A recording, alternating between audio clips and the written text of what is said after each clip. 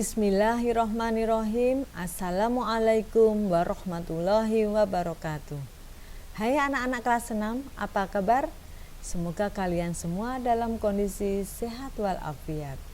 Nah, mari kita lanjutkan pelajaran bahasa Indonesia.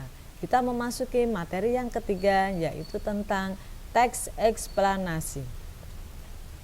Kompetensi dasar yang harus kalian kuasai dalam materi ini adalah menggali isi teks penjelasan atau teks eksplanasi ilmiah yang didengar dan dibaca. Apa itu teks eksplanasi? Teks eksplanasi adalah teks yang berisi penjelasan mengenai suatu proses berdasarkan prinsip sebab akibat. Kata kunci yang pertama proses, sebab akibat, mengapa, dan bagaimana. Jadi maksudnya seperti ini. Teks eksplanasi berkaitan dengan proses dan hubungan sebab akibat dengan peristiwa lainnya dengan menggunakan aspek mengapa dan bagaimana suatu peristiwa atau fenomena itu terjadi. Jadi uraian dalam teks eksplanasi itu menjawab pertanyaan dengan mengapa atau bagaimana. Tema isi teks eksplanasi itu ada berbagai macam, di antaranya fenomena alam atau lingkungan. Misalnya membahas tentang longsor, membahas tentang banjir, atau kebakaran hutan dan lain sebagainya.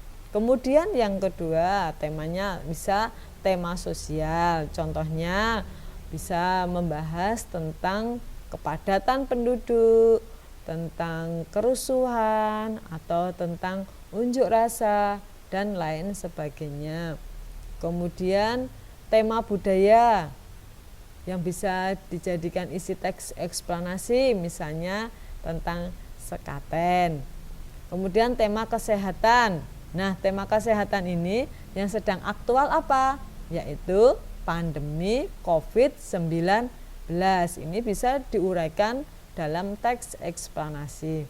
Kemudian tema ilmu pengetahuan. Nah, tema yang terakhir ini yang akan dibahas di dalam materi ketiga bahasa Indonesia kelas 6. Berikutnya, teks eksplanasi ilmiah adalah teks yang berisi penjelasan mengenai suatu proses yang berkaitan dengan sains atau ilmu pengetahuan alam. Tujuan dibuatnya teks eksplanasi adalah memberikan penjelasan secara detail kepada pembaca mengenai proses terbentuknya atau terjadinya sesuatu. Ciri-ciri teks eksplanasi. Yang pertama, detail. Apa maksudnya detail? Isi teks itu harus lengkap sampai bagian yang terkecil-kecilnya dan terperinci. Kemudian yang kedua, faktual. Isinya harus berdasarkan fakta. Tidak boleh berita bohong, tidak boleh hanya mengira-ngira. Kemudian yang ketiga, ilmiah, yaitu bersifat ilmu, secara ilmu pengetahuan atau memenuhi syarat atau kaidah ilmu pengetahuan. Jadi isi teks eksplanasi itu bisa dipertanggungjawabkan secara ilmiah. Bagian-bagian teks eksplanasi ada 3. Yang pertama pernyataan umum, yang kedua deretan penjelas, dan yang ketiga kesimpulan. Uraiannya adalah sebagai berikut.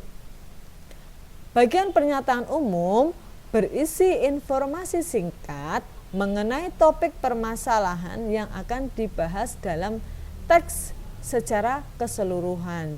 Jadi semacam pengantar, ya. Kemudian berikutnya adalah deretan penjelas. Yang namanya deretan itu berarti isinya panjang, tidak hanya satu kalimat atau pendek, ya. Deretan penjelas ini berisi uraian atau penjelasan lebih rinci mengenai proses dari peristiwa atau kejadian yang sudah disebutkan sebagai pengantar di bagian pernyataan umum tadi. Nah, yang terakhir, kesimpulan. Kesimpulan ini pendapat singkat penulis mengenai topik dan informasi yang dijelaskan di bagian pernyataan umum serta deretan penjelas. Nah, bagaimana contohnya? Judul bacaannya menerangkan dunia melalui kerja keras. Nah, kebetulan di paragraf ini, di teks ini terdiri atas 3 paragraf. Yaitu paragraf pertama itu pernyataan umum, kemudian yang paragraf kedua itu deretan penjelas, kemudian terakhir kesimpulan di paragraf ketiga. Namun anak-anak, pada bagian deretan penjelas ini teks bisa terdiri atas banyak paragraf. Kebetulan di dalam teks ini hanya ada 1 paragraf. Karena yang namanya penjelas tadi ingat ya, harus bersifat detail. Ciri-cirinya kan tadi bersifat detail, jadi uraiannya harus sejelas-jelasnya, serinci-rincinya sampai hal yang terkecil. Nah, anak-anak silahkan dipelajari teksnya, mengapa itu pernyataan umum, karena itu pengantar. Nah, ini tentang penemuan lampu listrik. Kemudian di bagian kedua deretan penjelas itu proses sebab akibat mengapa bisa sampai ada penemuan lampu listrik. Kemudian di bagian kesimpulan disimpulkan oleh penulis bahwa dengan kegigihan Edison, penemu lampu listrik tadi, akhirnya bisa ditemukan lampu listrik dan kegigihan tersebut bisa menjadi teladan bagi kita. Silahkan nanti teksnya dibaca sendiri secara cermat. Demikian materi Bahasa Indonesia hari ini. Selamat belajar, ingat manjada wajada. Yang bersungguh-sungguh insya Allah akan berhasil. Selamat belajar, terima kasih. Wassalamualaikum warahmatullahi wabarakatuh.